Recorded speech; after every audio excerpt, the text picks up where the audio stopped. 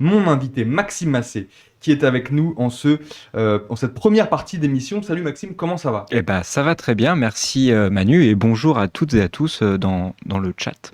Tu étais déjà avec nous lors de la précédente émission, puisque tu fais partie de la team Frontal avec Pierre Plotu et Nicolas Massol. Aujourd'hui, il n'y a pas ton binôme, d'ailleurs, Pierre Plotu, avec qui tu as écrit tous vos papiers, toutes vos Oui, enquêtes. oui, C'est pour on ça que vous êtes travaille toujours à deux. toujours à deux. Et donc là, tu es tout seul ce soir. Tu vas devoir avoir Ouais, toute c'est une la très grosse pression responsabilité pour oui, moi, et je la mesure amplement. Tu es avec nous parce que tu vas nous parler de notre nouvelle cartographie des groupuscules d'extrême droite que l'on a sorti à Libération il y a quelques jours. C'était la semaine dernière, il me C'était semble, effectivement la semaine dernière. que tu as confectionné avec Pierre Plotu, donc ton binôme, et avec également Sabinien de Rivet et Alice Claire du service infographie de Libération. Je ne vais pas tarder à vous la montrer dans le chat dans quelques instants. On va parler de cette cartographie avec vous pour voir un petit peu ce qu'elle nous apprend, cette cartographie, pour voir un petit peu où sont situés les groupuscules radicaux d'extrême droite, ce que ça veut dire aussi, un groupuscule radical d'extrême droite, ce que ça signifie. Et puis on verra les évolutions, parce qu'on verra qu'il y a beaucoup de choses aussi à apprendre de cette cartographie. On en parlera avec toi. Je vous informe aussi d'ores et déjà le chat qu'après cette première partie, nous rejoindra également Nicolas Massol, puisque comme vous le savez dans cette émission, après la première partie, on fait un espèce de petit flash d'actualité de l'extrême droite, les différentes actus de l'extrême droite lors du mois écoulé et lors du mois à venir. On passera un petit peu cela en revue avec Nicolas et avec Maxime. Et après, on accueillera deux autres invités, Jean Massier, le streamer politique Jean Massier, et la créatrice de contenu Mélissa Amneris. Tous les deux viendront nous parler bien de ce défi que représente d'informer sur les réseaux sociaux face à l'extrême droite, comment on informe, comment on résiste à l'extrême droite sur les réseaux sociaux et les plateformes digitales. On en parlera avec Mélissa Amneris et Jean Massier en dernière partie d'émission. Et je vais commencer avec une première question pour toi Maxime. Cette cartographie, qu'est-ce qu'elle représente finalement? Parce qu'on parle donc de groupuscules radicaux et violents, parfois d'extrême droite. Qu'est-ce que ça signifie alors? Alors, en fait, cette cartographie, donc la troisième qu'on réalise à Libération pour Frontal, depuis 2023, c'est notre troisième cartographie. En fait, elle recense sur le territoire français les mouvements politiques radicaux de l'extrême droite qui se trouvent en dehors du champ politique traditionnel de l'extrême droite que peut représenter le Rassemblement national et Reconquête et des plus petits partis comme celui de Nicolas Dupont-Aignan, enfin vraiment des sortes de petits confettis politiques. Quand on parle de groupuscules radicaux, en fait, on évoque les gens qui, pour une bonne partie d'entre eux, sont surveillés par les services de renseignement pour leur engagement militant à l'extrême droite et pour leur potentielle dangerosité. Parce que j'aimerais que tu nous expliques aussi, Maxime, pourquoi cette carte est classée en différentes familles, catégories. Il y en a 4: néofascistes, néo-nazis, identitaires suprémacistes, ultranationalistes et royalistes. Qu'est-ce que ça signifie? En fait, ce sont différentes mouvances au sein de l'extrême droite radicale qui correspondent à des courants de pensée qui la traversent. On va commencer avec probablement peut-être les plus connus, les identitaires, parce que c'est ceux qui ont fait le plus souche au sein de l'extrême droite politique traditionnelle. Ce sont ceux, en fait, qui revendiquent un nationalisme blanc. C'est-à-dire qu'au-delà d'être des nationalistes français, ils voient les Blancs comme une ère civilisationnelle à protéger, à sauvegarder. C'est des gens qui sont opposés au métissage de la société, à la présence de personnes extra-européennes sur le territoire français et plus largement sur le territoire européen. Et en fait, c'est le terme identitaire, c'est surtout un faux-nez pour parler de suprématie blanche. C'est pour ça qu'on a mixé les groupes. Au sein des groupes qui font partie de cette famille, tous ne revendiquent pas une forme de suprématie blanche, mais il y en a certains qui le font assez frontalement. C'est le cas des Braves, de Daniel Conversano, qui eux revendiquent totalement penser la race blanche comme une race supérieure à celle aux autres races. Alors évidemment, les races, ça n'existe pas, c'est le vocabulaire qu'ils utilisent. Il n'y a qu'une seule race, c'est la race humaine. Mais eux divisent en fonction de la couleur de peau ou de l'origine des gens le peuple humain en différentes catégories. Et donc il y a aussi un autre groupe qui est numériquement très important sur la carte parce que celui qui a le plus de groupuscules, ce sont les néofascistes et les néonazis qui sont souvent, d'ailleurs, il n'y a pas de différence très franche entre les deux courants. Eux préfèrent s'appeler nationalistes révolutionnaires, d'abord parce que c'est plus poli, ça fait moins, ça renvoie moins à des heures sombres de l'histoire. En gros, c'est un petit peu la troisième voie de l'extrême droite. D'un côté, on a les identitaires qui sont les représentants de la suprématie blanche et les plus opposés, enfin les plus fortement islamophobes. Et la vieille extrême droite française très antisémite qu'on retrouvait déjà du temps de Jean-Marie Le Pen et puis pendant toute l'après-guerre et l'avant-guerre évidemment. Eux, c'est un peu une troisième voie dans le sens où ils se revendiquent d'une certaine forme de socialisme, mais évidemment réservé à une partie de la population. En ça, ils sont très anti-bourgeois, très anti-libéraux. On les met pas, mais ce qui les caractérise vraiment par rapport aux identitaires, c'est que eux, ils veulent une prise de pouvoir violente et la création d'une société, sortir du modèle démocratique pour mettre en place un modèle autoritaire extrêmement élitiste dont évidemment ils sont à la tête. Et en ça, on les rapproche vraiment du fascisme traditionnel.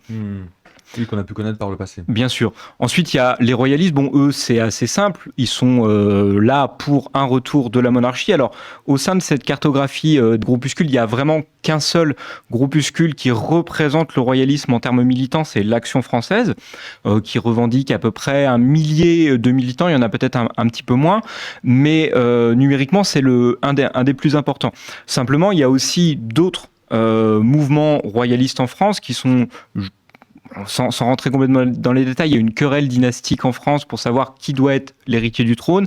Et entre ces deux branches de la Maison de France, comme ils le disent, il y a des divergences qui fait que l'Action française est plutôt orléaniste et d'autres cercles sont plutôt légitimistes, sans vraiment rentrer dans les détails. Mais les cercles dits légitimistes, c'est quand même moins des groupuscules, c'est-à-dire qu'il y a moins une activité de terrain. C'est des gens qui font des conférences, qui font... tous les ans des événements avec l'héritier du trône qu'ils ont préféré, c'est-à-dire l'arrière-petit-fils de Franco, hein, qui est donc de la branche espagnole de la Maison des Bourbons. Donc eux, c'est assez clair, ils sont là pour le renversement de la République et pour l'établissement de la monarchie. Alors ce qui est intéressant avec l'Action française, c'est qu'eux, ils n'expliquent pas vraiment comment ils vont renverser la République, parce qu'ils ne participent pas aux élections, mais ils estiment un petit peu, comme le disait le chercheur Emmanuel Casaju, qu'à un moment, les Français vont bien se rendre compte qu'ils ont besoin d'un roi, et à ce moment-là, on rétablira la monarchie. Et eux, comme ce seront ceux qui auront maintenu la flamme de la monarchie, du royalisme pendant ce temps-là, ils seront naturellement très disposés à prendre le pouvoir. Mais il n'y a pas vraiment cette théorisation de la prise du pouvoir comme peuvent le faire les nationalistes révolutionnaires ou les identitaires qui veulent le faire par les urnes. Et enfin, il y a un groupe qu'on appelle, nous, les ultranationalistes, c'est-à-dire c'est cette, effectivement, vieille extrême droite dont je parlais tout à l'heure, qui est un peu les héritiers de l'extrême droite d'avant la Seconde Guerre mondiale et d'après. C'est cette extrême droite très antisémite. On retrouve par exemple dans ses rangs les nationalistes d'Ivan Benedetti, qui sont un ancien groupuscule qui s'appelait l'Œuvre française, qui a été dissous en fait en 2013 après la mort de Clément Méric, ou le Parti de la France. Le Parti de la France, en fait, c'est un parti qui a été fondé dans les années 2000 avec des gens qui avaient été expulsés du Front National ou qui étaient partis d'eux-mêmes parce qu'ils trouvaient que le Front National prenait une voie qui ne correspondait pas à son idéologie traditionnelle. J'en profite pour te relayer une question d'ores et déjà sur la méthodologie aussi de la réalisation de cette carte, parce que quelqu'un dans le chat demande quelle peut être la différence entre cette carte-là et d'autres cartes qu'on a déjà vues de confrères comme Street Press ou même celle de la Horde est citée aussi. Vous, comment est-ce que vous l'avez réalisé cette carte-là ? Alors, en soi, les cartes qu'on fait et celles de la Horde ou de Street Press, elles sont très proches. On va peut-être avoir des différences sur certains groupes où on considère que leur activité s'est arrêtée ou de nouveaux groupes que nos confrères n'ont pas forcément vus ou n'ont pas souhaité intégrer dans leur cartographie. Mais sensiblement, c'est à peu près la même chose. La classification que font nos confrères sont sensiblement la même. Nous, on a essayé là de de montrer à travers cette carte qu'il y avait une inflation au cours de l'année par rapport à la carte qu'on avait faite l'année dernière du nombre de groupuscules et notamment d'ailleurs des groupuscules nationalistes révolutionnaires qui sont de plus en plus nombreux. La méthodologie, elle est assez simple. Nous, on considère un groupuscule actif comme parce que en fait, il a un militantisme politique de terrain. Alors souvent, le militantisme politique de terrain de ces gens, c'est la violence, c'est la confrontation avec ce que eux considèrent être leurs adversaires politiques. Alors ça, c'est extrêmement large. Ça comprend évidemment tous les militants et les militantes de gauche, les personnes racisées, les personnes minorisées d'une façon générale, tous ceux qui, eux, représentent des corps étrangers à ce qu'eux considèrent la pureté du corps social français. Donc nous, on considère que doivent être présents sur cette carte donc des groupes qui ont une véritable action politique dans la rue, pas seulement sur les réseaux sociaux. Si on avait, il y a des tas de comptes sur Instagram qui se revendiquent d'un groupe mais dont on n'a jamais vu. Nous, les relais locaux qu'on a notamment dans les groupes d'opposition à ces gens-là, que ce soit des associations, des syndicats, nous disent bon bah voilà, ceux-là on sait pas, on n'a jamais vu un stick, on les a jamais vus. C'est du militantisme très internet. Et ensuite, on a évacué aussi toute une partie qui consiste à évacuer en fait les hooligans d'extrême droite violents qui eux n'ont pas de projet politique en dehors de la violence pure. D'ailleurs, on y viendra aussi après sur certains enseignements aussi de cette carte. C'est que ce n'est pas parce que à certains endroits ou dans certaines villes n'apparaissent pas des groupuscules que les militants radicaux d'extrême droite n'œuvrent pas tout de même et ne commettent pas aussi des violences.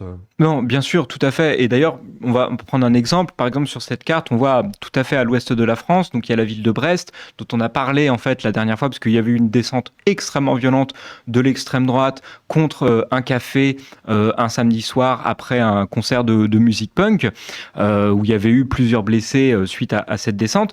Là, en fait, l'absence de groupuscule social ne veut pas dire qu'il n'y a effectivement pas de militants violents sur place. Nous, pour en avoir parlé avec les acteurs de terrain à Brest, il y a eu un groupe qui à un moment s'est fait appeler le Talion Brest, qui a été présent à des manifestations anti-implantation de personnes exilées à Saint-Brévin ou à Callac. C'est les deux seules fois vraiment en 2019 où on a entendu parler de ce groupe, on a vu ce groupe. Les militants sur place nous disent qu'en fait le Talion Brest, à part ces deux occurrences, il n'a jamais existé vraiment sur le terrain. Ce qui ne veut pas dire, par contre, qu'à Brest, il n'y a pas des militants violents d'extrême droite. Simplement, ils ne sont pas organisés dans un groupuscule. Ils n'ont pas de volonté politique à part faire régner la terreur. Et comme l'avait dit un des militants d'extrême droite qu'on avait rencontré il y a très longtemps avec Pierre, reprendre la rue à la gauche et s'imposer dans un rapport de force violent. D'ailleurs, est-ce que les groupes de supporters de foot, notamment d'extrême droite, sont représentés sur cette carte? Non, c'est ce que je disais, les hooligans violents d'extrême droite, ils n'ont pas de projet politique à part s'en prendre aux gens qu'ils considèrent comme des ennemis, et en ça, ils ne rentrent pas dans la catégorie du groupuscule. D'ailleurs, il y a eu quand même une partie de ces groupuscules où on s'est posé la question de savoir s'ils avaient vraiment un projet politique important ou si c'était vraiment juste un groupe de personnes violentes qui se réunissaient derrière un espèce de vernis politique pour s'en prendre à des personnes qu'ils considèrent comme leurs ennemis. Alors dans l'article qui accompagne aussi cette cartographie, d'ailleurs je vous mettrai juste après le lien dans le chat, vous établissez un parallèle à un moment entre le grand théoricien politique et communiste Léon Trotsky et ces groupuscules violents d'extrême droite. Est-ce que tu peux nous expliquer le rapport? Oui, en fait, ce qui est intéressant de voir, c'est que l'extrême droite, et particulièrement l'extrême droite radicale, s'inspire souvent des méthodes de la gauche radicale pour renforcer son action. Et à travers notre travail, on s'est rendu compte que la théorie des fronts différents, c'est-à-dire l'éparpillement des groupes qu'avait théorisé Trotsky lors de la Révolution russe, puis de la guerre civile russe, elle est complètement reprise par les groupuscules d'extrême droite. C'est-à-dire qu'il y a une forme d'atomisation au sein du territoire des différents groupes d'extrême droite. On n'a presque plus de groupes à envergure nationale, comme pouvait l'être Génération Identitaire à son époque, ou le Bastion Social un peu plus tôt.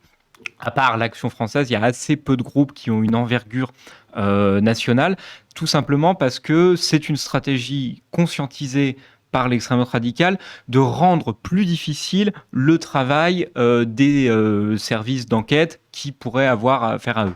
Un autre enseignement aussi qui est important qu'on apprend donc avec cette carte, et ce que vous expliquez aussi, c'est que, parce qu'il y en a eu des dissolutions de groupes, et tu le disais déjà un petit peu, mais finalement ils n'ont pas du tout éradiqué ce problème de la présence et de la manifestation concrète des groupuscules d'extrême droite. Est-ce que ça veut dire que les dissolutions n'ont servi à rien ? Dans 99% des cas, la dissolution, c'est un marqueur, c'est de la propagande politique faite par le pouvoir. Sous Gérald Darmanin, qui a été un peu le champion des dissolutions pendant qu'il était ministre de l'Intérieur, il y avait un peu cette volonté d'afficher une lutte contre les groupuscules d'extrême droite. Simplement, ce qu'on se rend compte en analysant les résultats effectifs des dissolutions, c'est que globalement, ça n'a assez peu d'efficacité. Il y a un seul cas particulier où la dissolution a eu des effets positifs, c'est la dissolution de Génération Identitaire en mars 2021. Alors pourquoi ? Parce que Génération Identitaire, c'est un mouvement national qui compte à l'époque plusieurs centaines de membres répartis sur le territoire et plusieurs milliers de sympathisants. Donc c'est un groupe qui a des structures, une association déclarée, des comptes en banque. Et lors de la dissolution, effectivement, l'association est fermée, les comptes en banque sont saisis, et ça arrête tout de suite l'action de Génération Identitaire. À tel point d'ailleurs que depuis, il y a eu un autre groupe qui est présent sur qui est plus présent sur cette carte, qui s'appelle Argos, qui était un peu fondé par des gens qui venaient de Génération Identitaire et qui voulaient relancer un mouvement national. En fait, ce mouvement n'a absolument pas pris parce que ils ont été immédiatement toute une partie poursuivis pour reconstitution de Ligue dissoute parce qu'ils avaient exactement le même objectif que Génération Identitaire. Et ça, c'est vraiment l'exception qui confirme la règle. Dans l'immense majorité des autres cas de dissolution, que ce soit les Ouaves Paris qui ont donné le GUD, eux-mêmes dissous, qui ont à nouveau donné un autre groupuscule qui s'appelle les Hussards, ou Bordeaux Nationaliste qui a lui-même été dissous, qui a donné, avec exactement les mêmes gens à l'intérieur, le même programme politique, le même néofascisme et la même pensée identitaire, on a la Bastide bordelaise qui se crée alors que Bordeaux Nationaliste n'est pas encore dissous. On a presque un peu une reconstitution de ligue pas encore dissoute. Et comme c'est des plus petits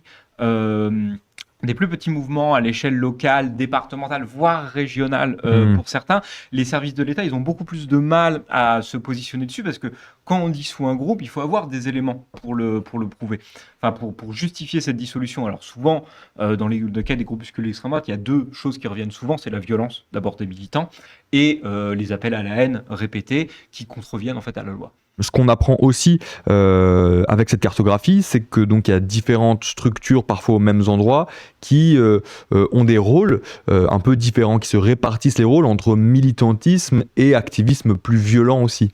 Oui, voilà. Par exemple, à Paris, c'est probablement là où il y a la plus grosse affluence de groupuscules d'extrême droite. On a des structures qui revendiquent souvent à peu près du même, courant politique, voire de courants politiques différents, qui se partagent un peu la tâche. Si je prends l'exemple de Paris, on a d'un côté un groupuscule qui s'appelle Luminis, donc un groupuscule néofasciste, qui va être un petit peu la face présentable de cette mouvance à Paris. C'est-à-dire qu'en fait, ils vont faire des maraudes pour les SDF. Alors attention, pour les SDF blancs. Ouais. Et d'ailleurs, il y avait un très bon reportage, pour une fois, de BFM qui s'était infiltré au sein d'une de ces maraudes, et il y avait des consignes vraiment données par les chefs de Luminis pour dire en fait on ne donne pas à manger aux personnes qui sont ressenties comme noires, arabes ou complètement extra-européennes. Et au cours de cette même maraude, le journaliste qui s'était infiltré avait interrogé une des jeunes femmes qui étaient présentes, où elle disait en fait son admiration pour Adolf Hitler.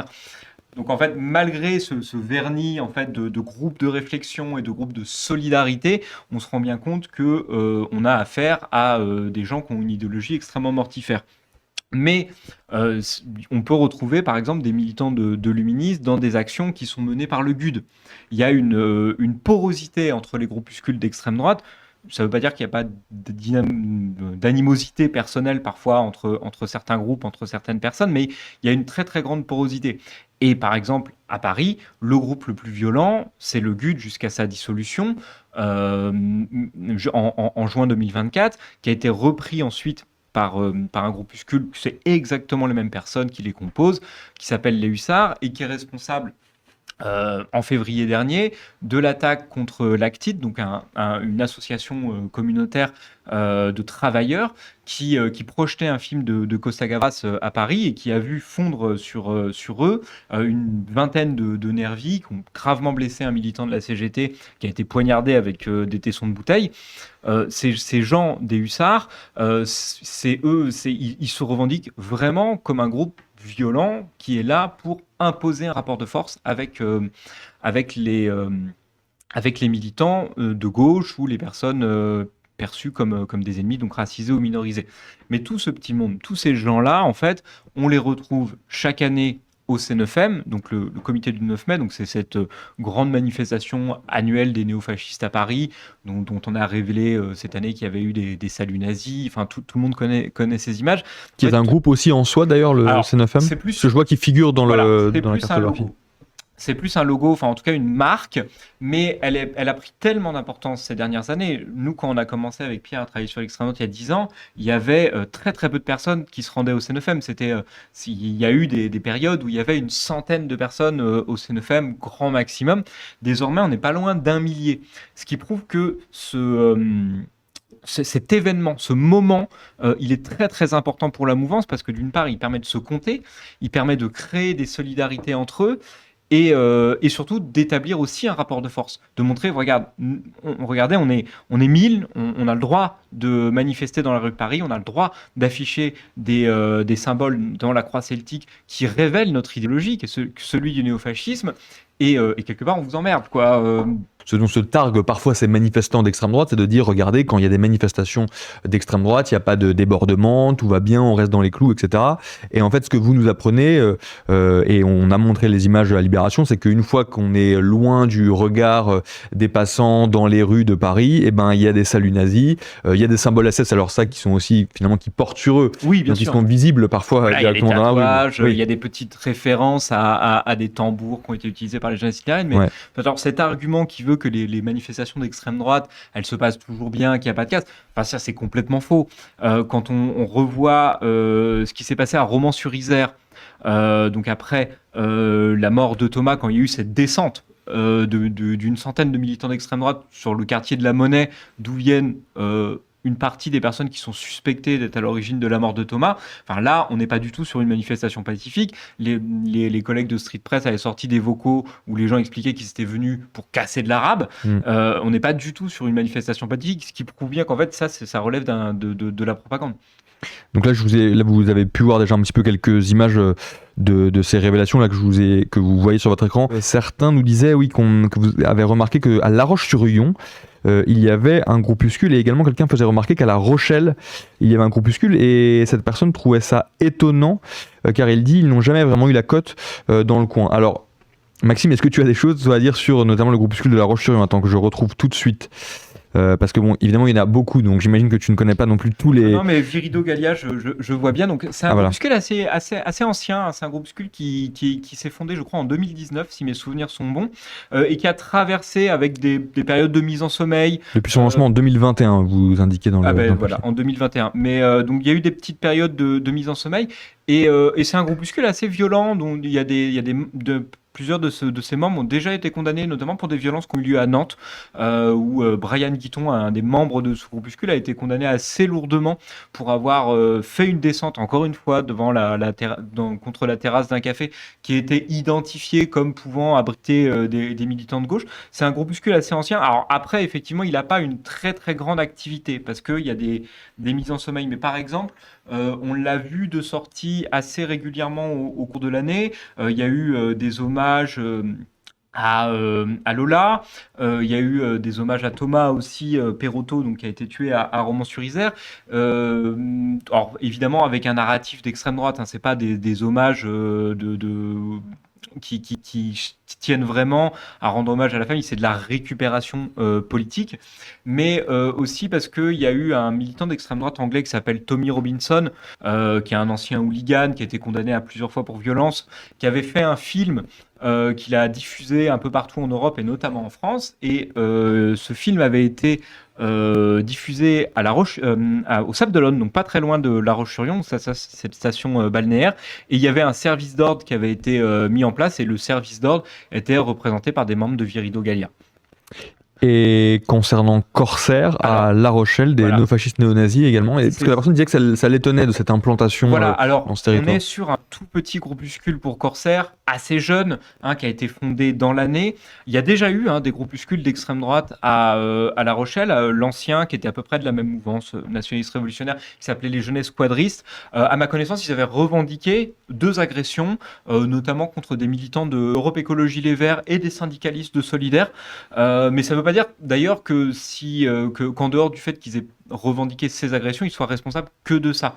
Mais en fait, ce qu'on remarque sur cette carte, c'est qu'il y a assez peu de territoires qui sont épargnés par la violence d'extrême droite et dans lesquels on ne retrouve pas de groupuscules.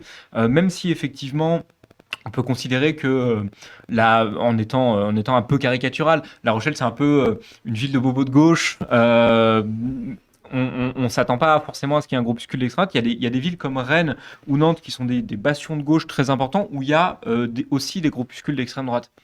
Et quelqu'un nous disait aussi qu'il ne voyait rien à Poitiers, en nous disant pourtant l'Action française est active par exemple. Oui, alors en fait, on a fait le choix de ne mettre qu'un point pour l'Action française parce que sinon en fait on aurait trop surchargé la carte. L'Action française a plusieurs dizaines de sections locales, donc notamment à Poitiers. Alors pour la petite histoire, il y a 2 ans, il y a des militants de l'Action française à Poitiers qui avaient agressé jusque chez eux, jusque sur leur maman je crois, des militants de gauche. Parce qu'il y avait eu une embrouille à la fac et ils étaient venus les agresser chez eux. Et j'avais fait un article avec Pierre sur la question, on avait recueilli le témoignage des victimes et on avait appelé le secrétaire général de l'époque de l'Action française qui s'appelle toujours, qui a été remplacé, mais lui s'appelle toujours Olivier Perceval, alors ça s'invente pas, il s'appelle Perceval, et il nous avait dit oui, alors on condamne, on a effectivement exclu la branche poitevine de l'Action française.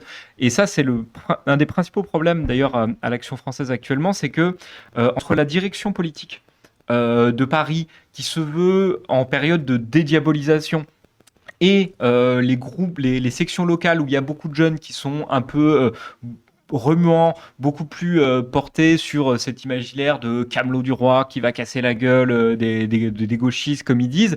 Il y a un peu des tensions. Il y a plusieurs groupes qui sont sur la carte, notamment l'Oriflamme à Rennes ou Medouana Noctua à Laval, qui sont en fait des groupes qui sont des scissions de l'Action française.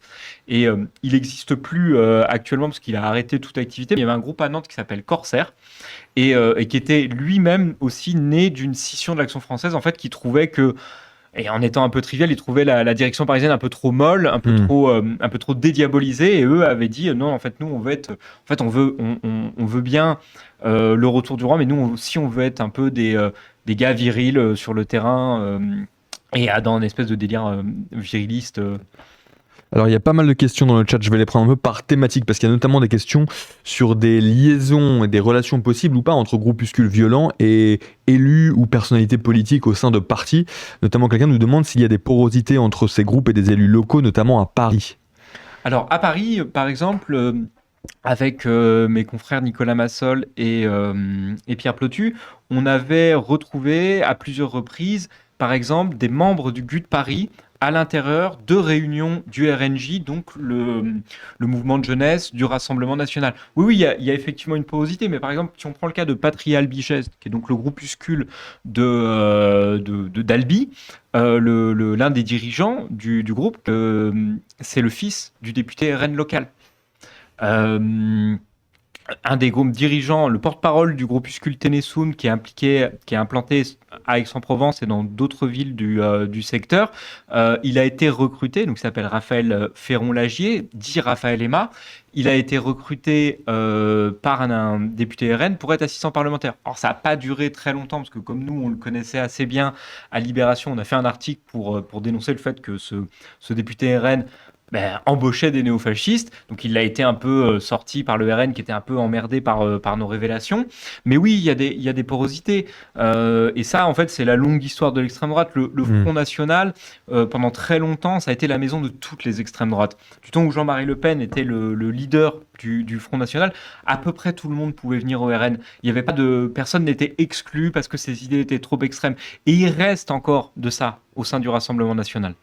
Et parmi tous ces groupes, quels sont ceux qui organisent par exemple des cours de combat en forêt qu'on peut voir parfois ? Quasiment tous. En fait, quasiment tous ont une appétence particulière pour l'initiation à la violence. Parce que pour la plupart, alors oui, ils vont dire que c'est juste pour se défendre quand on les attaque. Ils ont une volonté d'être des militants totaux. Alors pas totaux dans le sens autonomiste, hein, mais des militants qui sont à la fois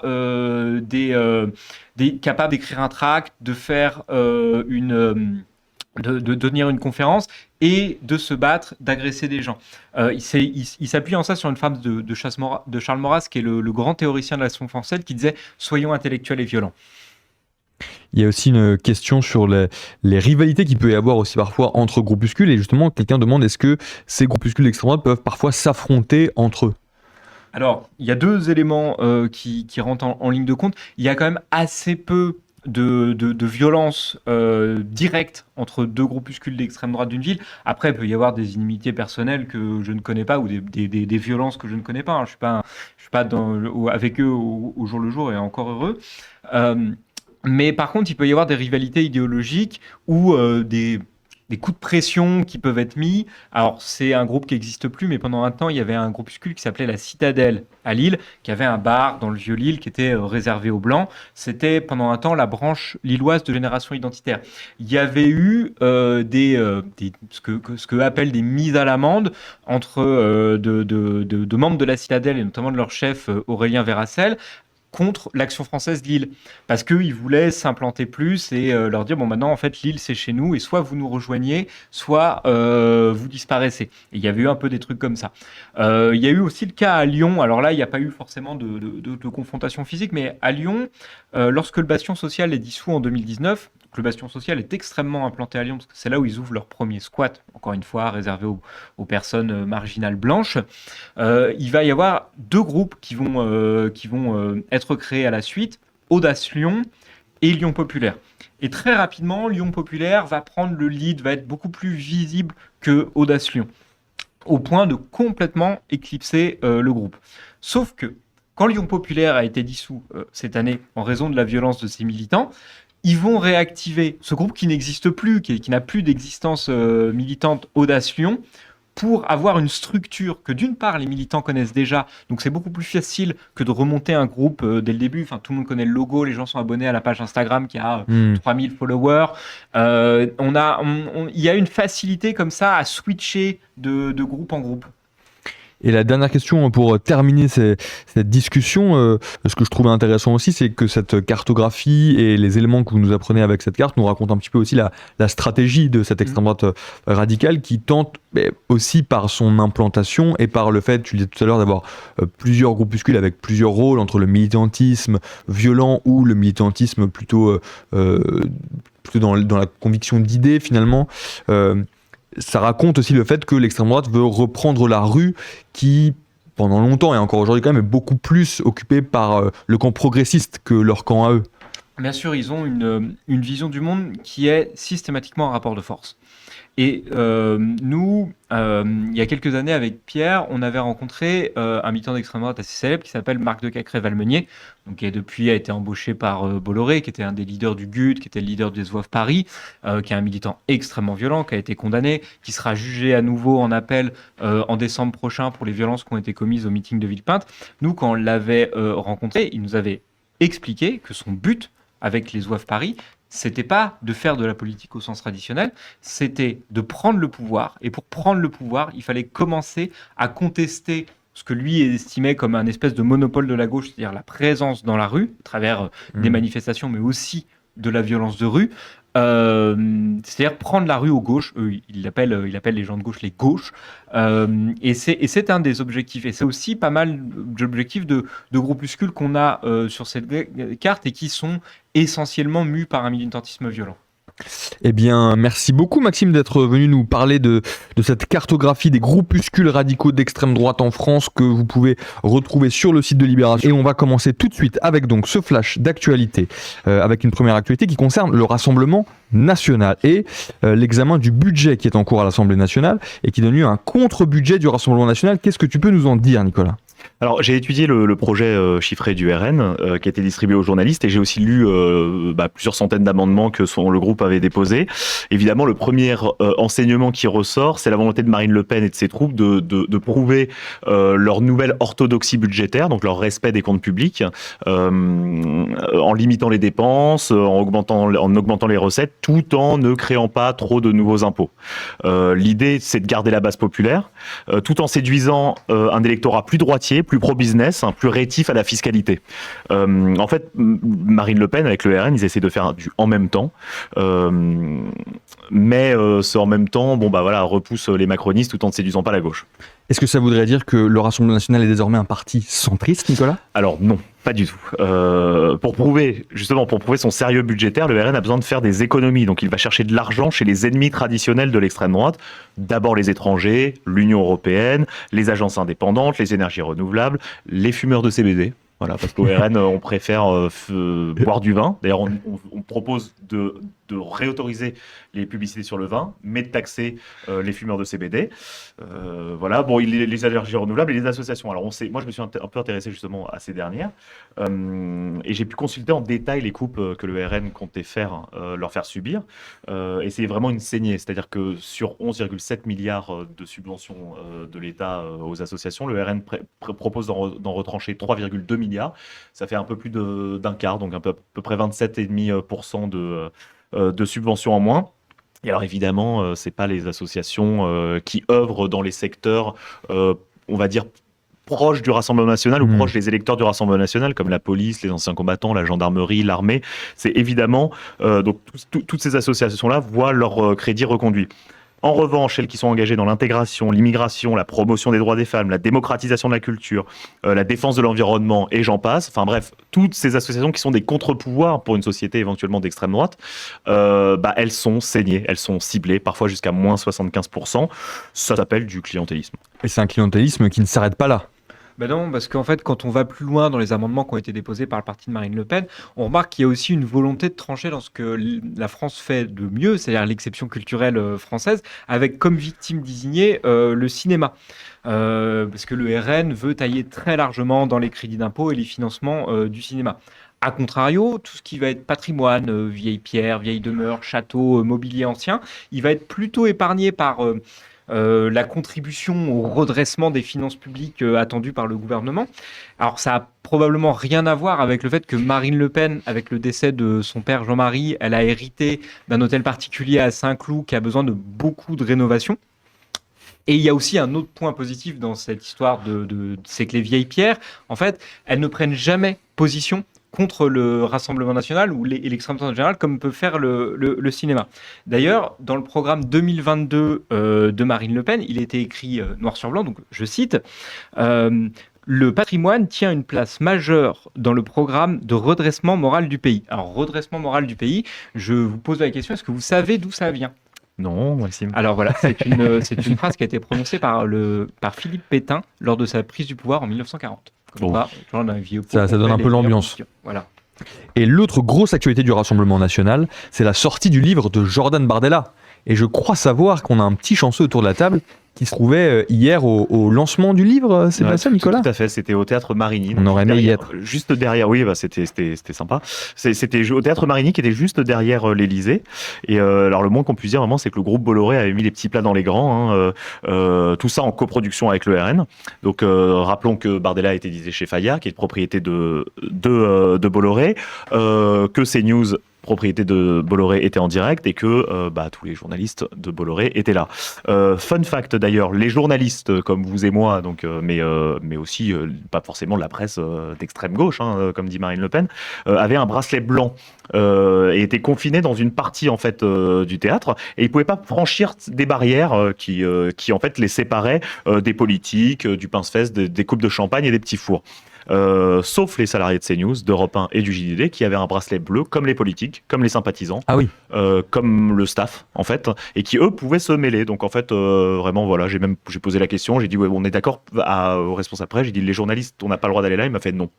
Donc est-ce à dire que les journalistes de Bolloré ne sont pas des journalistes? Voilà. Bon sur le reste, sur la forme, sur le fond, en fait hier on a assisté à une sorte de meeting politique.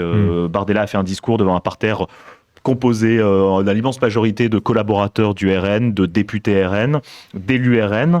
D'ailleurs, autre fun fact, parce qu'on vraiment décidément on rigole, dans son livre, il écrit noir sur blanc et qu'il a rencontré les Français, je cite, seul, sans caméra de télévision, sans appareil photo, sans reporter d'image, avec mon seul carnet de notes en main. Bon, hier en fait, on a assisté à une grosse demi-heure de film où 4 ou 5, je crois, des profils qui sont interviewés dans son livre, vous savez, ces Français qu'il a rencontrés sans micro, sont interviewés face caméra avec un super grain, genre des super images, limite des trucs en drone, des vues en drone. Donc vraiment tout ça était totalement spontané et sans caméra. Et alors d'ailleurs c'est assez marrant parce que les Français qu'il a rencontrés sans caméra, comme par hasard, disent à peu près exactement la même chose que ce que lui a envie de dire. Ouais. Allez, dernier fun fact. Parmi ces fameux... de fun fact. Ah oui, non mais moi j'aime rigoler. En fait, parmi ces fameux Français, vraiment qu'il a été interrogé, il y avait une certaine, dans les vidéos hier, il y avait une certaine Pascale Pierrat qui est présentée donc dans la vidéo comme une magistrate. Bon. Il se trouve que c'est une amie de 30 ans de Marine Le Pen, qu'elles ont fait leurs études ensemble et qu'elle est députée européenne du Rassemblement national. Alors ceci dit, Nicolas, j'aimerais montrer peut-être à notre foule en délire un petit extrait du meeting hier de présentation. Un journaliste bien intentionné avait écrit à propos de ce livre qu'il était si mal écrit qu'on ne pouvait douter que je l'ai écrit moi-même. S'il est présent dans la salle ce soir, je veux le rassurer, j'ai tenté cette année de progresser. Nicolas, c'est quand même pas très sympa d'avoir dézingué Jordan Bardella et sa plume lors de son premier livre. Mais est-ce qu'il a fait mieux alors lors de ce deuxième livre ? Bon, mieux, voilà. Bon, la première fois, c'était un essai personnel, avec un style, avec une tentative de style. Donc voilà, là en vrai, c'était plus un ouvrage de fond. Et qui est intéressant dans ce qu'il révèle de la vision de ce que Bardella a en fait du monde du travail et de la France. Alors en fait donc c'est une série de rencontres avec 20 Français qui sont censés représenter la diversité du pays, de ses métiers. Bon en fait plus de la moitié des profils rencontrés sont des chefs d'entreprise, des indépendants ou qui appartiennent aux classes sociales supérieures, des directeurs d'entreprise, etc., magistrates, enfin bon bref voilà des galeristes. Il n'a rencontré que 4 employés et ouvriers, alors que ces catégories sociales représentent quasiment la moitié de la population et plus de la moitié des électeurs du RN. En fait, Bardella aurait pu intituler son livre « Ce que veulent les patrons ». Ça aurait été plus honnête. Il faut dire qu'il les aime, les patrons. Écoutez comme il en parle, je cite « Être patron, ce n'est pas jouir d'un pouvoir, c'est tout faire. Prévoir, porter, assumer, parfois tout risquer. » Autre citation. Au fond, la question d'un patron, c'est comment se présentera le monde demain? Comment y faire face? C'est vraiment merci patron. On imagine un patron dire ça devant sa vitre et la pluie qui fracasse les carreaux. Voilà, comment y faire face? On sent qu'ils sont là. Donc en fait, le livre met en scène cette France magique pour quelqu'un de droite, en fait, qui est des Français qui ne comptent pas leurs heures, qui sont remplis de gratitude envers leurs supérieurs hiérarchiques. Une sorte de monde enchanté de l'entreprise où il n'y a aucun conflit, pas d'exploitation, pas de souffrance au travail. Pas de problème d'actionnaire, pas de dividendes trop élevés, pas de multinationales qui délocalisent. Il arrive quand même à accomplir l'exploit d'écrire tout un chapitre sur ArcelorMittal sans reprocher ou sans émettre une critique envers Mittal. Voilà, c'est que l'Union européenne est la seule responsable. Voilà. Donc finalement, tout le monde employé comme patron dans le monde rêvé de Bardella communie dans le nationalisme. Bardella l'écrit d'ailleurs noir sur blanc, la France n'a plus le temps pour les divisions stériles. Le salarié et le patron ont un seul et même drapeau. Ce nationalisme est exclusif de pas mal de gens, y compris de l'immigration issue de l'Afrique, ou en général de l'immigration extra-européenne. Il n'y a pas un profil sur les 20 qui n'en est issu. Pas un. Donc à travers son livre, en fait, on voit la vision que Bardella entretient de la France, et l'extrême droite en général. Je le cite encore, la France, la vraie, celle des petites routes, des relais routiers, des villages où il y a un bar, une église, une mairie, celle qu'on oublie trop souvent. Bon, c'est assez parlant. C'est marrant, l'aude de Bardella, cette France qui travaille d'arrache-pied et qui compte pas ses heures, on dirait vraiment l'activité de Jordan Bardella au Parlement européen. Et concernant les groupuscules dont on parlait tout à l'heure avec toi, Maxime, tu as une petite information positive à nous annoncer, elle vient du Morbihan. Oui, voilà, il n'y a pas que les violences d'extrême droite, il y a aussi l'extrême droite qui essaye de manifester. C'était le cas ce week-end à Lorient avec un groupuscule néofasciste qui s'appelle La Digue et qui voulait en fait samedi faire une manifestation en souvenir des victimes civiles des bombardements alliés sur les troupes nazies pendant la Seconde Guerre mondiale. Alors c'est un peu cocasse parce que on a révélé à Libération que ce groupuscule, La Digue, il était derrière le vol de livres dans une bibliothèque qui était près de Lorient à Lanester. C'est des livres qui étaient jugés trop woke et qui avaient été incendiés sur une plage par ces militants d'extrême droite.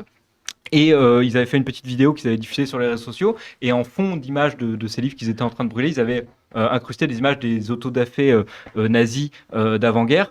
Donc on voit à peu près dans quel camp ils se seraient situés au moment du conflit. Bon, l'événement, il a été évidemment dénoncé par tout un tas de partis politiques de gauche, de syndicats, d'associations. Et le préfet du Morbihan a eu un geste fort, et c'est pas le cas tout le temps. Il a décidé d'interdire la manifestation parce qu'il y avait des risques graves de troubles à l'ordre public et que des propos racistes aient pu être tenus. Et le groupuscule La Digue a déposé un recours devant le tribunal administratif. Et le tribunal administratif a dit, en fait, non, vous ne manifesterez pas. Ce qui est aussi une décision plutôt rare en ce moment. Donc finalement, les néofascistes, ils sont restés à la maison.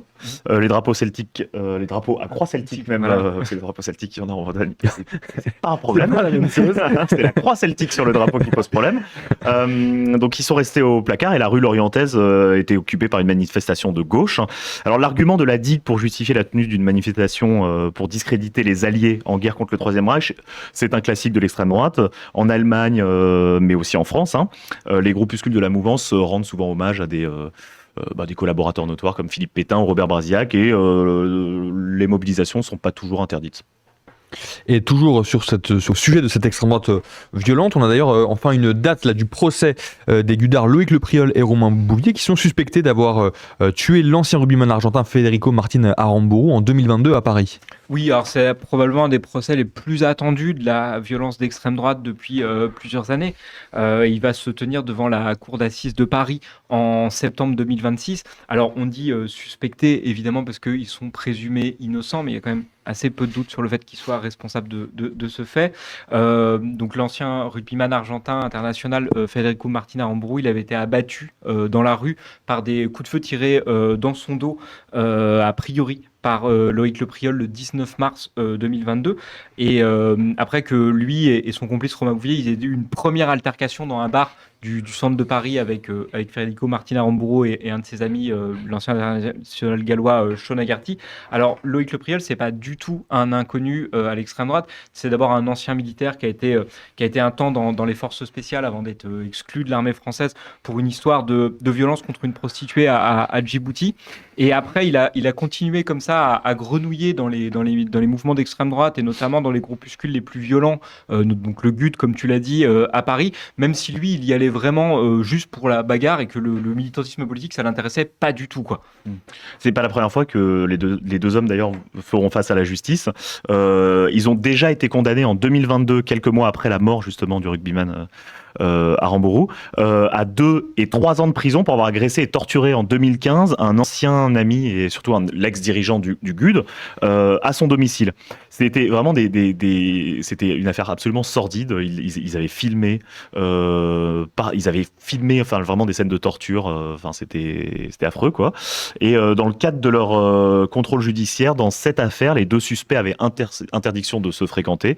Quand ils l'ont fait, un homme est mort.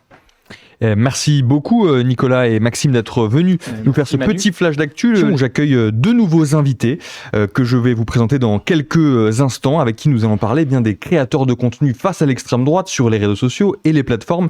Et vous aurez évidemment l'occasion de leur poser toutes vos questions. Comme d'habitude, c'est le principe de cette émission. Vous indiquez vos questions dans le chat et je les relais à nos deux invités. Et d'abord, je vous présente Mélissa Amneris. Comment vas-tu, Mélissa ? Ça va très bien, merci, et toi ? Très bien, très bien. Merci beaucoup d'être avec nous. Alors, je te présente pour celles et ceux du chat qui ne te connaîtraient pas. Tu es créatrice de contenu féministe, mais tu revendiques l'intersectionnalité des luttes. On peut aussi t'entendre parler d'antiracisme, d'anticapitalisme. Tu es très active sur les réseaux sociaux pour combattre toutes les formes de discrimination. Et toi, concernant l'extrême droite, on va avoir l'occasion d'en parler. Tu estimes qu'il faut débattre aussi avec certains de ses représentants pour tenter de convaincre les gens qui ne penseraient pas comme nous. C'est rapidement dit, tu auras évidemment, on pourrait revenir je te dessus. laisserai l'occasion de le dire un peu plus largement et de défendre aussi ta position là-dessus. Et puis avec nous également, Jean Massier. Salut Jean, comment ça va ? Salut, ça va et toi ? Très bien, merci. Merci d'être avec nous. Alors, celles et ceux qui nous suivent peut-être ont plus de chance, entre guillemets, de te connaître que Mélissa. Pour celles et ceux qui sont sur Twitch. Je joue à domicile, c'est facile. Et en plus, sur un sujet politique, tu es connu pour être un streamer politique, également intervieweur d'élus ou de représentants politiques. Tu es connu pour rendre la politique accessible et compréhensible pour les jeunes, un travail nécessaire quand on sait que les moins de 35 ans font partie aussi des plus abstentionnistes électoralement parlant. Et toi, eh bien, tu refuses tout simplement d'inviter et de poser des questions aux représentants de l'extrême droite. Tu auras aussi l'occasion de nous expliquer pourquoi. Comment est-ce que vous définiriez chacun l'extrême droite ? Peut-être Jean, toi, pour commencer. Comment définir l'extrême droite ? Elle le fait déjà très bien toute seule. L'extrême droite, c'est un espace politique, c'est un camp politique avec des organisations, des partis, avec des élus, avec des candidats aux élections, avec des intervenants dans les médias. Et c'est un camp qui se caractérise par son caractère assez radical. À droite, donc, c'est une des familles de la droite française qui se caractérise par une radicalité et qui se caractérise aussi par un rapport au corps social qui est très organiciste. Moi, c'est toujours ce qui m'a marqué dans la définition de l'extrême droite, c'est que ce sont des gens qui ont une lecture du monde organisée autour d'un peuple ou d'une nation qui serait cohérent d'un point de vue culturel, pour ne pas dire en réalité racial, génétique, etc. Il y a quelque chose de très biologisant dans la lecture du monde de l'extrême droite.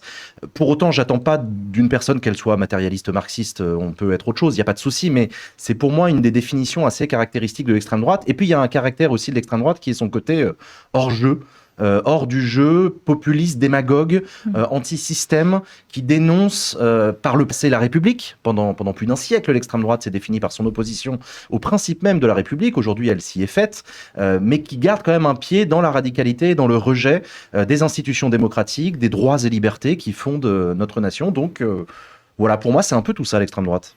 Toi, Mélissa, comment est-ce que tu l'as définie, cette extrême droite ? Oui, c'est déjà assez complet. Moi, je pense que c'est le conservatisme surtout, c'est ce retour. Tu parles on pense à un peu avant. Moi, il y a une expression que j'aime bien, c'est ce syndrome du rétroviseur, comme si c'était toujours mieux avant, la nostalgie de l'époque. On nous le dit beaucoup, nous, pour les femmes, comme si à l'époque, on aurait été mieux sans l'immigration, etc. Donc, c'est aussi beaucoup de choses dévoyées, beaucoup de fake news, on l'a vu. D'ailleurs, je ne sais pas si c'est quelque chose de chez vous, où ils montraient les fake news, c'est en général beaucoup plus chez l'extrême droite que chez la gauche, ça faut le rappeler, même si ils aiment dire l'inverse. Donc moi, j'essaie aussi de militer pour qu'on rétablisse un peu le mot intégriste. Parce qu'on a l'impression que c'est que, aujourd'hui, c'est devenu que des Français musulmans qui essayent de vivre leur foi tranquillement et qu'on taxe de musulmans, de radicalité, de toutes choses, d'intégristes, de terroristes, etc. Alors que le vrai intégrisme, pour moi, aujourd'hui, c'est beaucoup plus à l'extrême droite.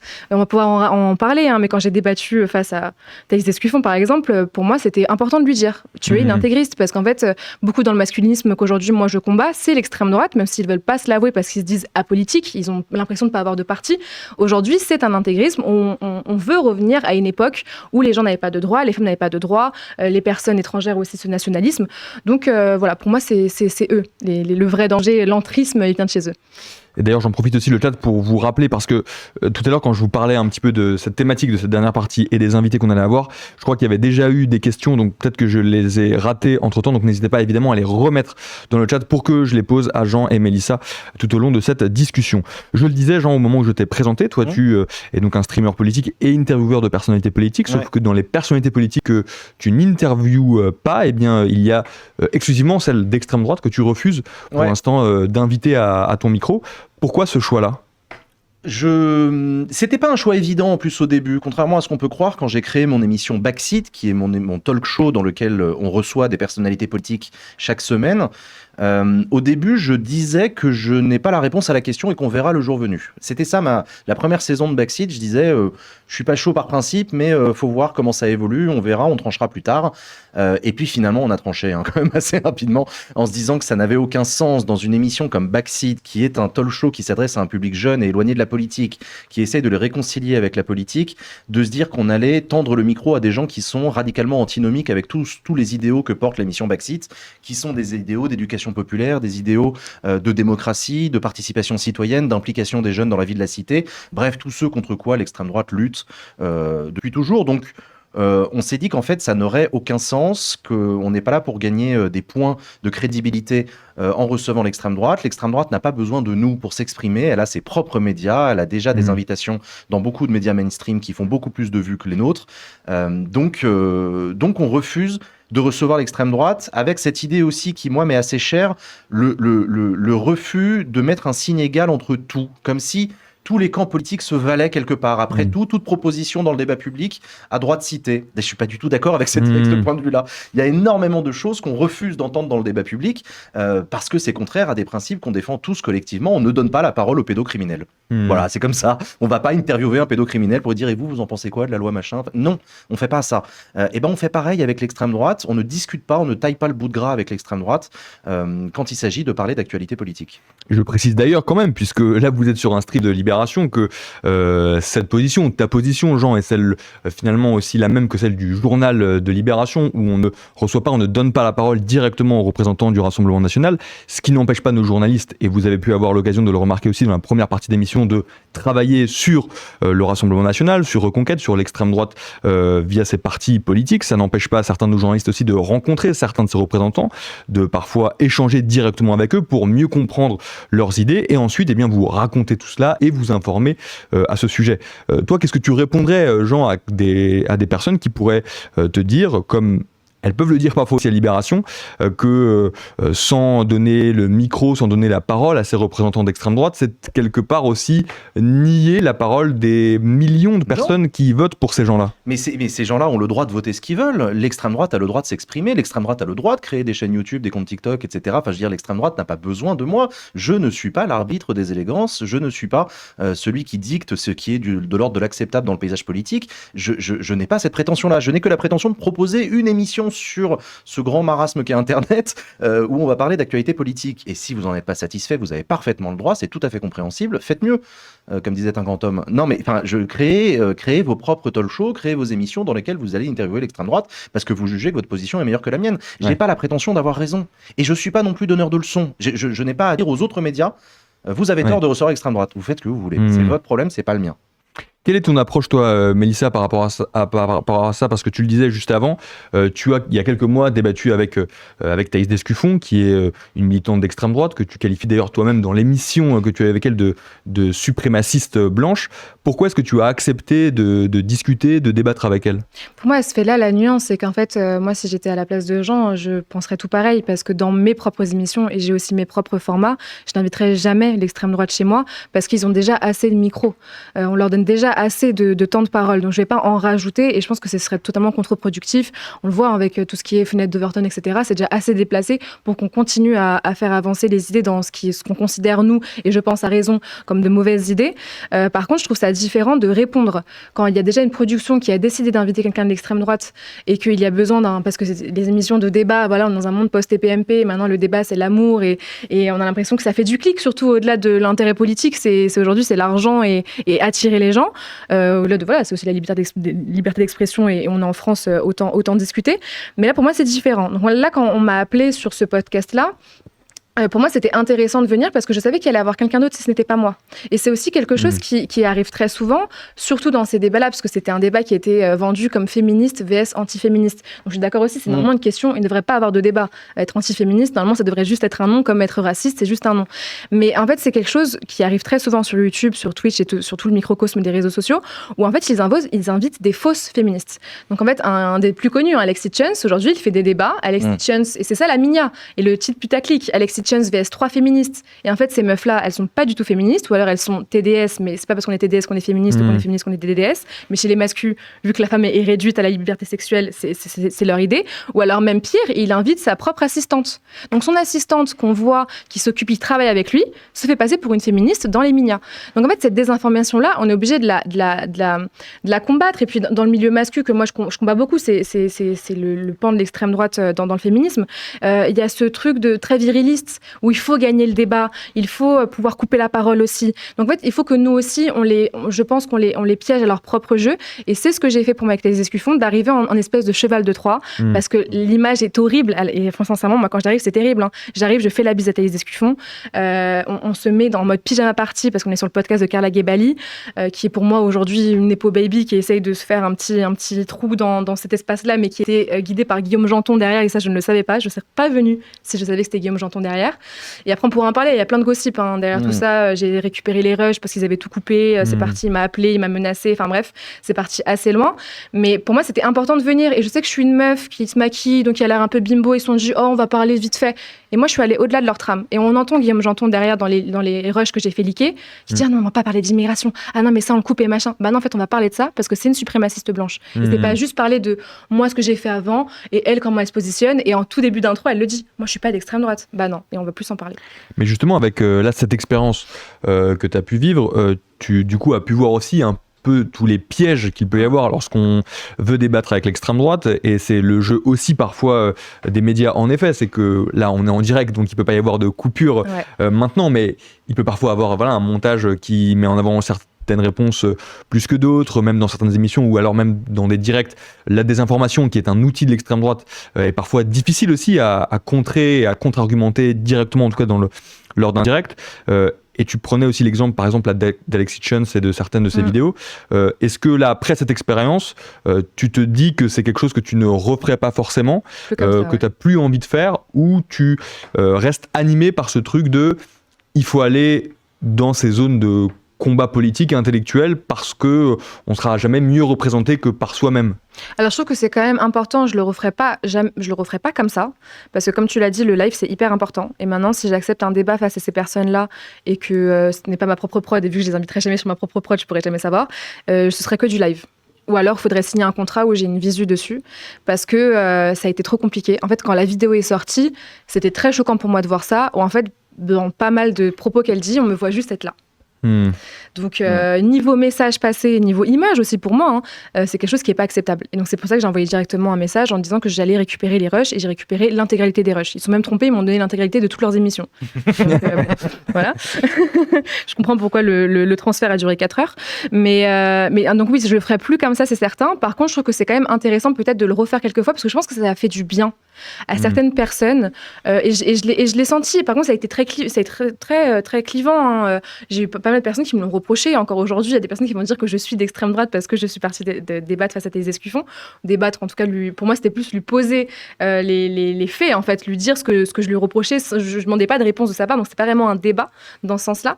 Mais il y en a beaucoup qui étaient en mode merci, enfin, d'avoir dit à Thaïs Escuffon en face, c'est une suprémaciste, c'est une raciste, de lui avoir fait dire, par exemple, que quand elle était petite, elle avait la CAF, parce que c'était une famille nombreuse, de lui avoir fait dire plein de choses, enfin, des choses terribles, avoir fouillé son site internet, où en fait, maintenant, elle se lit, c'est les plus de génération identitaire, donc quand elle arrive sur les médias traditionnels, on parle pas trop de ça. Moi, je suis partie voir, j'ai appelé une amie à moi, j'avais à cœur aussi d'appeler une amie afro-féministe à moi, parce que je pense que c'est important de pouvoir les mettre dans le débat, et elles sont pas souvent invitées, et on a regardé son site internet, et on a regardé ce qui se passe sur Telegram aussi. Et en fait, de le dire, même si ça a été coupé, moi, j'ai quand même les rushs, et on a quand même la satisfaction de leur dire que vous n'êtes pas à l'abri qu'un jour on dise la vérité sur vous. Et ça, je trouve que c'est important. Je le ferai pas toutes les semaines, c'est certain. Peut-être une fois par an, ce serait déjà trop. Même pour moi, c'est compliqué, parce que on rappelle que je lui ai quand même fait la bise.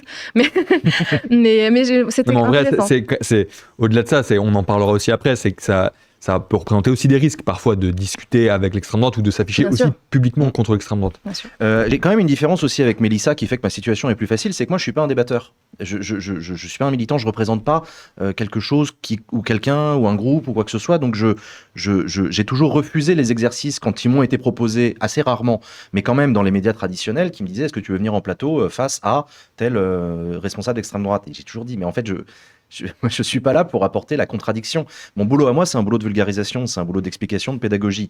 Donc j'ai cette chance aussi de pas avoir nécessairement besoin de faire face à l'extrême droite, de me sentir investi d'une mission, etc. Ma manière à moi de lutter contre l'extrême droite, elle passe par autre chose que le jeu dans l'arène. Et quand tu sélectionnes aussi tes personnalités politiques, tes représentants, des élus, à quel moment est-ce que tu considères qu'elles sont d'extrême droite?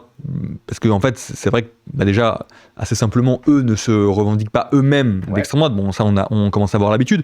Mais après, c'est vrai qu'il peut y avoir une frontière assez fine entre une personnalité politique très, très, très à droite et une personnalité politique d'extrême droite. Par exemple, j'entendais que toi, tu considères, par exemple, Éric Ciotti comme une personnalité d'extrême droite que tu n'inviterais pas. Ouais, Éric Ciotti, depuis qu'il a fait ouvertement alliance avec Marine Le Pen en 2024, a clairement franchi le Rubicon du cordon sanitaire historique à droite.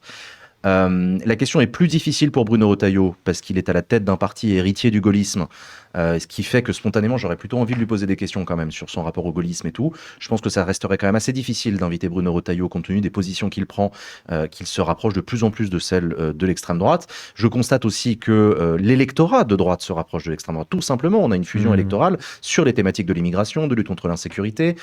Donc ça devient difficile parce que les frontières en politique ont toujours été poreuses. Et c'est normal, et ça a toujours été cette histoire-là. N'empêche que je refuse d'inviter les personnalités qui se présentent sous les étiquettes de partis ouvertement d'extrême droite, non, parce qu'ils le nient eux-mêmes, mais Reconquête, le Rassemblement National, l'UDR, ou Philippe de Villiers, ou des gens comme ça, c'est hors de question. Je ne veux pas les interviewer. En revanche, je suis très curieux d'interviewer la droite. Justement là-dessus. Ça fait partie des lignes de questions que j'ai envie de poser à des responsables de la droite traditionnelle sur où en êtes-vous ? Où habitez-vous ? Qu'en est-il du cordon sanitaire ? Qu'en est-il de votre gaullisme ? Où est-ce qu'on en est de cette droite antifasciste qui a existé à une époque ? Et je l'ai connue, j'étais petit, mais je l'ai connue. Donc voilà, je suis quand même très curieux de la droite.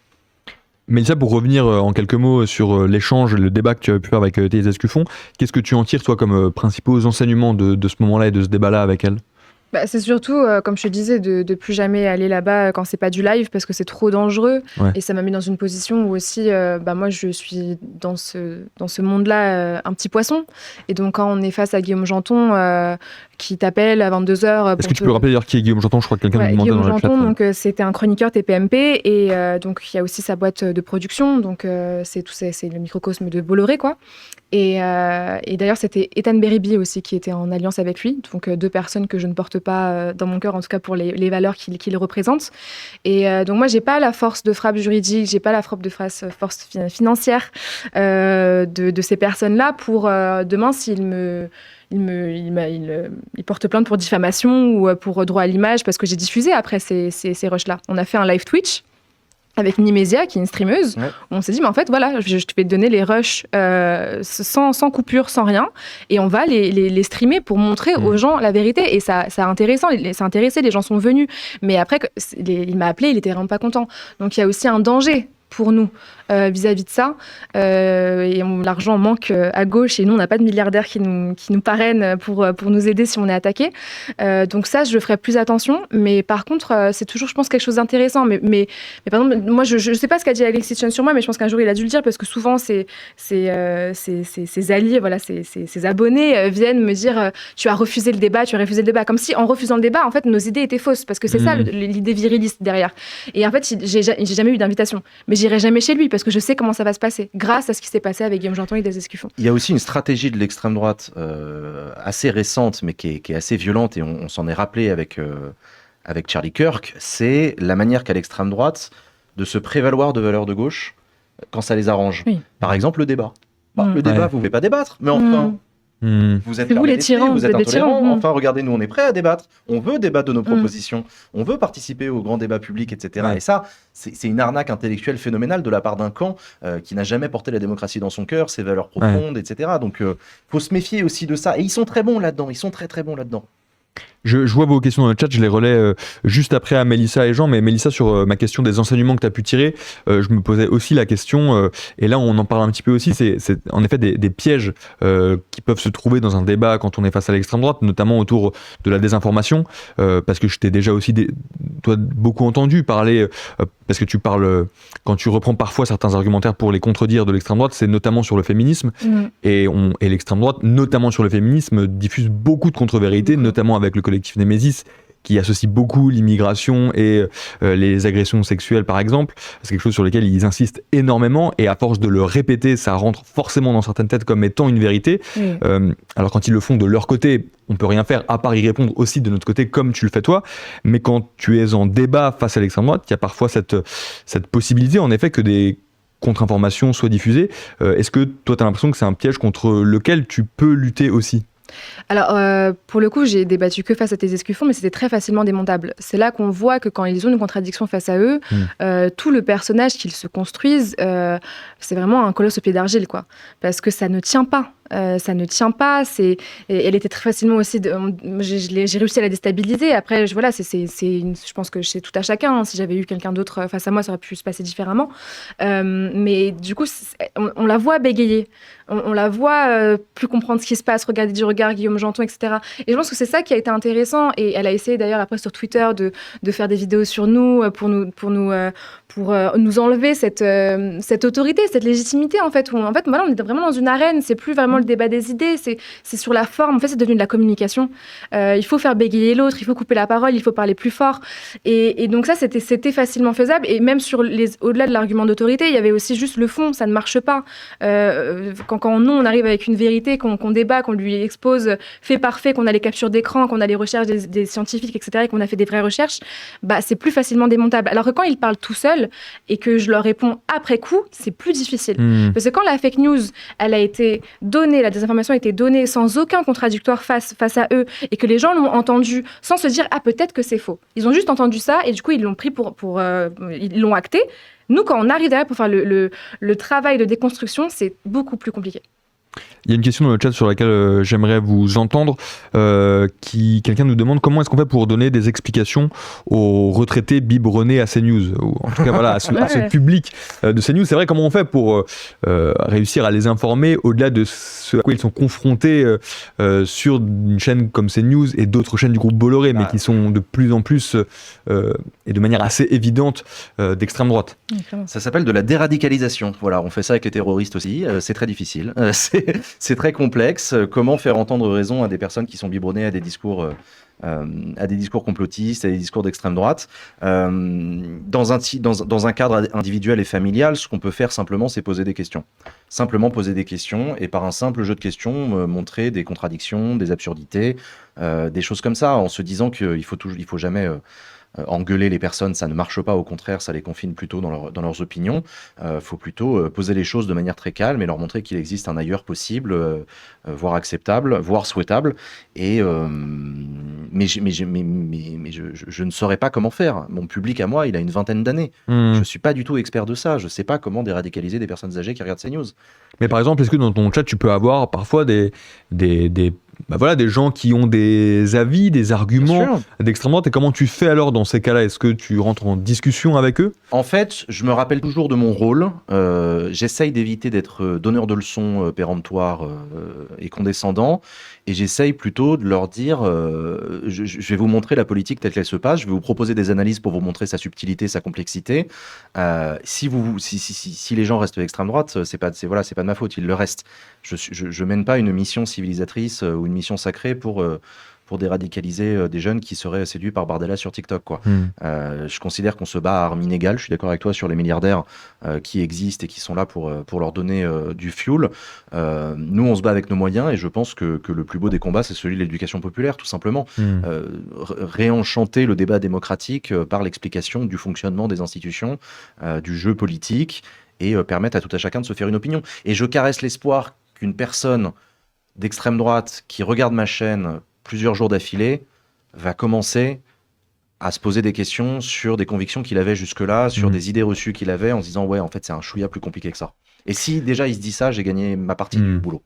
Sur cette question de l'étiquette de donneur de leçons, je trouve ça assez intéressant parce que, et j'aimerais t'entendre là-dessus aussi, Mélissa, quand on est politisé comme vous, quand on combat aussi l'extrême droite comme vous, c'est quelque chose auquel on peut quand même assez rapidement faire face, cette étiquette de donneur de leçons, parce qu'on a quand on a des idées politiques assez marquées, quand on est face à des gens qui sont potentiellement un peu moins politisés parfois, ou en tout cas qui ont des idées moins ancrées directement, on peut vite nous renvoyer ce truc de oui mais toi t'es un militant, toi tu restes dans ton truc, t'es pas très ouvert d'esprit, toi tu vas m'apprendre la vie, tu vas m'apprendre la politique. Comment est-ce qu'on lutte contre ça? Comment est-ce qu'on fait pour en effet être audible avec ces personnes-là? Je pense qu'il y a un moment donné, il faut aussi se faire une raison où il y a certaines personnes qui ne nous écouteront pas. Et on ne peut pas convaincre tout le monde. Moi, je parle plus pour les personnes qui se disent apolitiques, les personnes qui sont sceptiques, les personnes qui ont du mal à s'intéresser à la politique. Parce que moi, je viens d'un milieu aussi où, moi, je viens de banlieue, on n'est pas éduqué à ça, on n'a pas la chance d'avoir des parents qui forcément ont le temps de parler de politique parce qu'ils travaillent à côté. Moi, j'avais la chance, chez moi, d'avoir des débats politiques. Et je pense que c'est pour ça qu'aujourd'hui, je suis ici. Mais moi, je voyais mes camarades de classe, mes voisins, on n'a pas le temps d'en parler. Donc je pense qu'il faut d'abord parler à ces personnes-là qui sont abandonnées. Tu t'en parlais très bien, des jeunes, les jeunes de banlieue à fortiori. J'habite dans le 93, c'est là où il y a le plus de taux d'abstention. Donc moi, c'est plus ces personnes-là sur qui je vais me concentrer avant de me concentrer sur les personnes qui me détestent pour qui je suis, parce que je suis une femme issue de l'immigration, juive et tout ce que vous voulez. Donc ça, je pense qu'il faut se faire une raison à un moment donné. Mais après, c'est intéressant, comme on le disait, c'est là où il faut essayer d'intégrer leur sphère. Ils vont regarder BFM, ils vont regarder CNews. Et elle le disait très bien, Rokhaya Diallo, qui a été invitée par Histoire Crépue il n'y a pas très longtemps, on lui posait la question. Parce que c'est devenu aussi une certaine forme de, je sais qu'on n'aime pas trop cette expression-là, de pureté militante parfois, de dire, mais si tu vas débattre sur BFM, c'est que de facto, t'as trahi ton camp. Et en fait, elle répondait très bien en disant, mais moi, ma mère regarde BFM TV. Donc en fait, qu'est-ce qu'on fait, toutes ces générations-là, où en fait, elles ont besoin d'un contradictoire, d'autres discours, et on puisse les sauver, les repêcher. Parce que je suis pas convaincue que toutes les personnes qui regardent CNews et BFM sont toutes des mordus de Marine Le Pen et de Bardella et qu'elles sont vraiment des fascistes dans l'âme. Je pense qu'il y a plein de personnes qui sont perdues parce qu'il y a tout un travail qui est fait pour ça. Il y a une communication incroyable et ça, je peux pas leur nier. S'il y a un truc que je peux admirer chez l'extrême droite, c'est leur travail de communication. Il y a plein de paillettes qui sont mises dessus et avec les informations, les fake news et tout, forcément, on pêche des gens qui, de base, n'avaient pas envie. On le voit avec les agriculteurs, la campagne, etc. Lumière Lapré fait un très, très beau travail là-dessus, où elle va en campagne, elle va leur parler. Et je pense qu'il y a un fond. Pourquoi ces gens-là ont été convaincus? Faut pas les abandonner directement. Je crois qu'il y a une posture qui a le mérite d'exister, c'est celle de l'humilité. Par opposition justement au côté donneur de leçons que peut parfois avoir la gauche. Rester humble vis-à-vis de l'ampleur de la tâche qui est devant nous, rester humble vis-à-vis, tu l'as dit, il y a des gens, on n'y arrivera jamais, c'est pas grave. Il faut surtout pas que ça nous empêche de faire autre chose. Il y a tout un tas d'autres gens à qui on peut être utile et il faut se concentrer sur eux. Et moi, tu vois, mon rôle n'a jamais été de donner envie aux gens de voter à gauche et mon rôle n'a jamais été de donner envie aux gens de voter. J'ai même été très humble vis-à-vis de l'abstention. Si vous êtes abstentionniste parce que vous êtes en colère, parce que vous êtes saoulé, parce que vous y comprenez rien, etc., c'est pas grave. La seule chose que je vous demande, c'est qu'on en parle, c'est qu'on en débatte, c'est qu'on en discute. Venez sur le chat, je vais vous montrer la politique.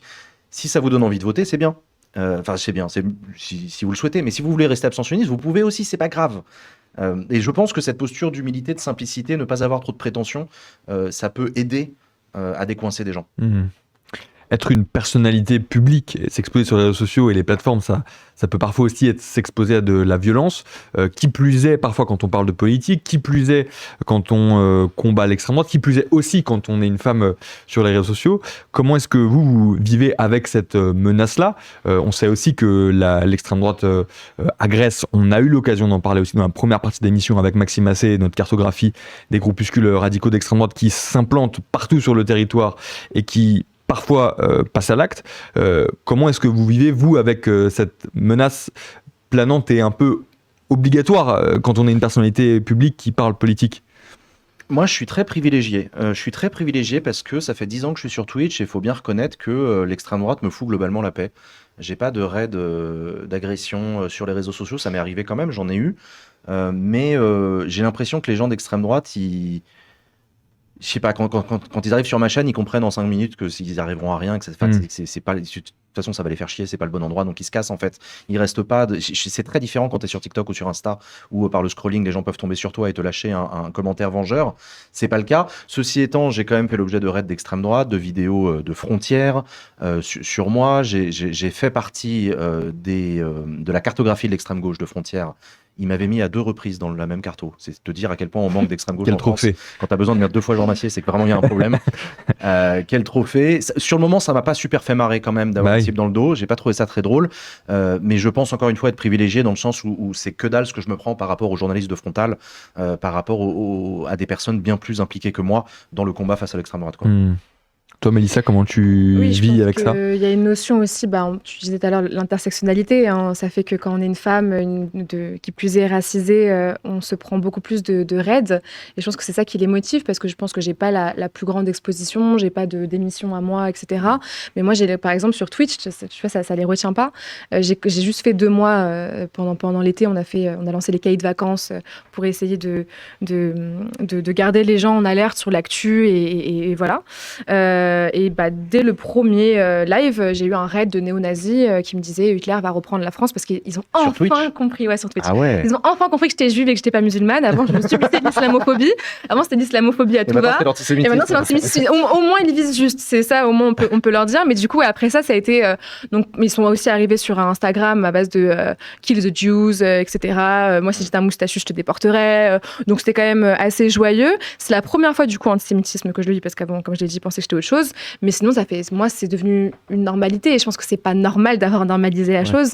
Mais moi, c'est normal d'avoir toute la journée des commentaires misogynes. TikTok, je poste très, très peu maintenant, mais Instagram aussi.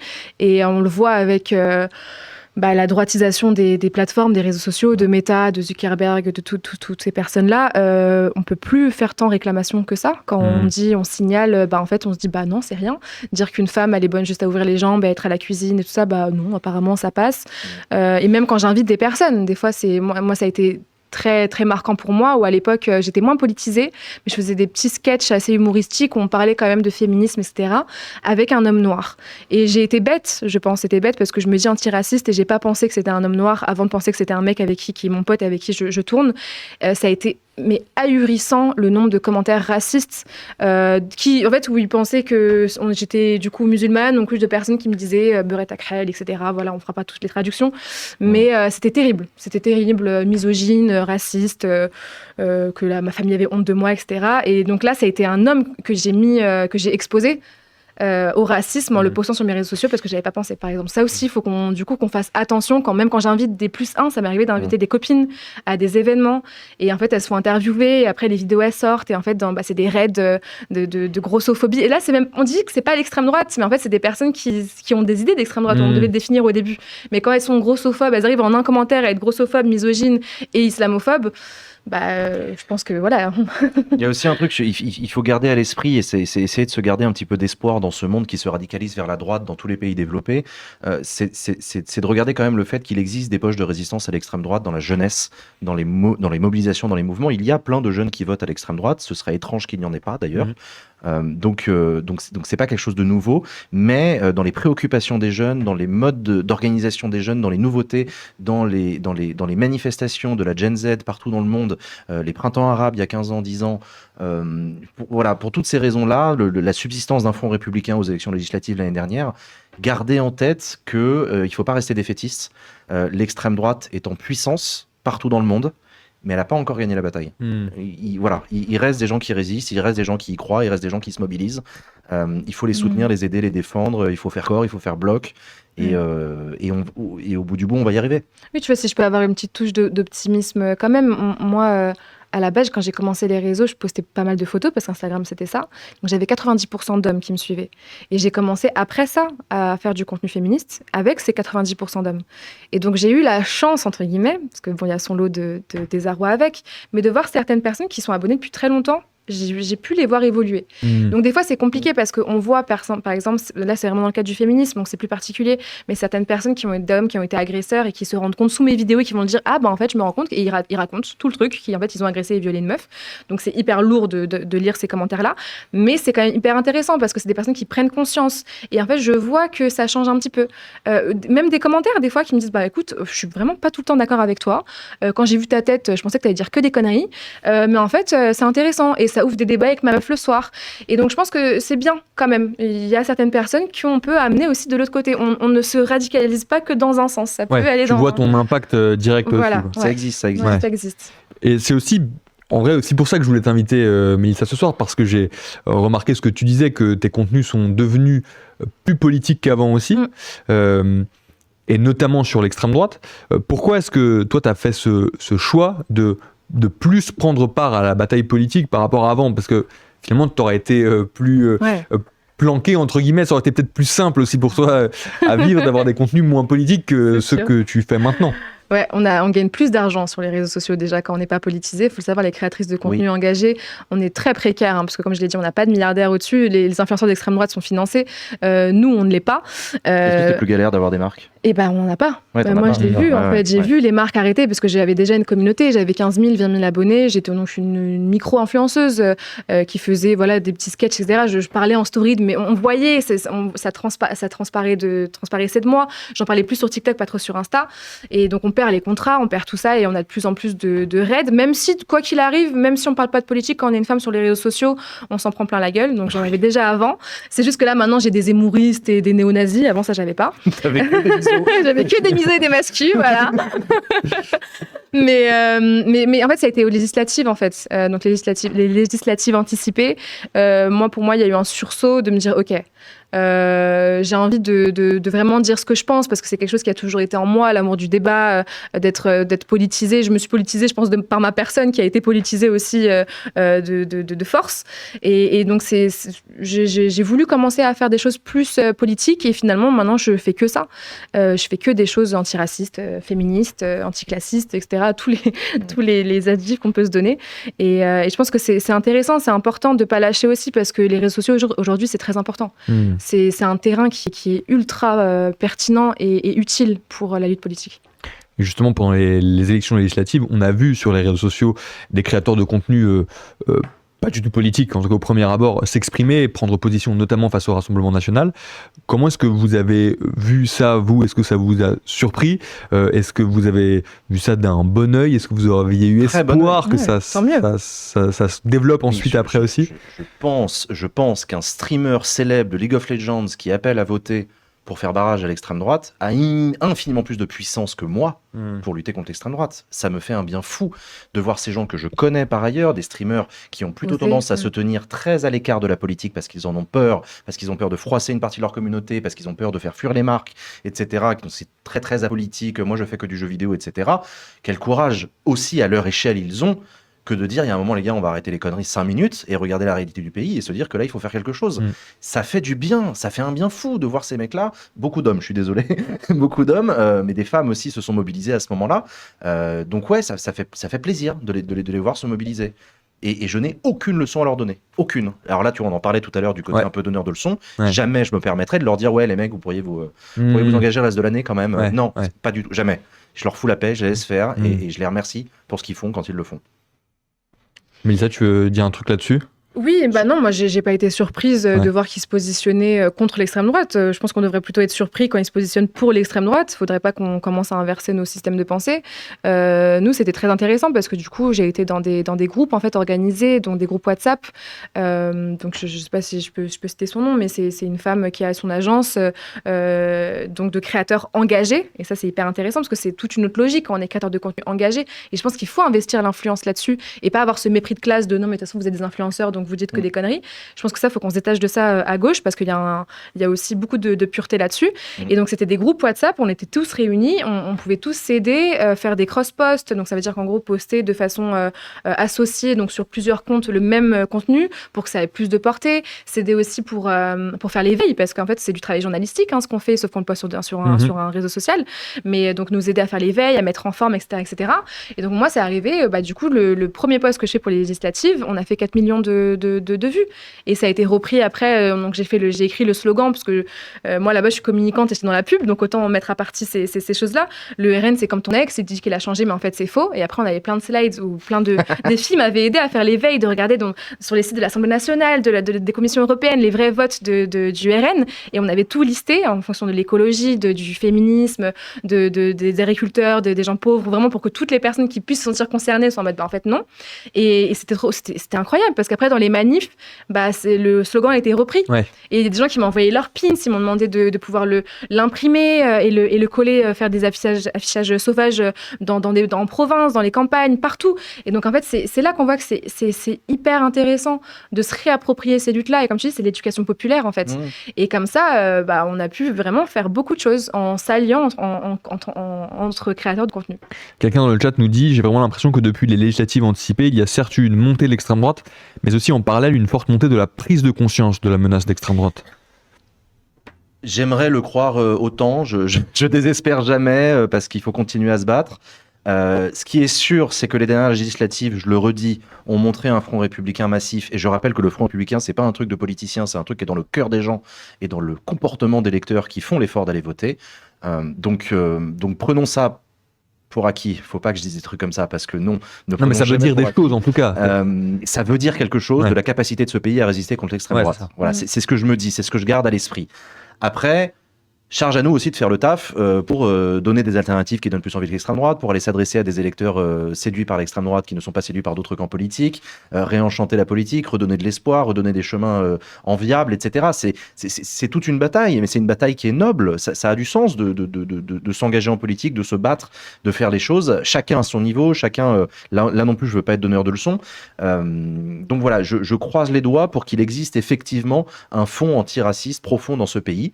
Malheureusement, la stat que j'ai lue du journal Politis en venant ici, c'est que 59% des Français ne veulent plus faire le Front républicain. Un tiers des électeurs LR ne veulent plus faire le Front républicain.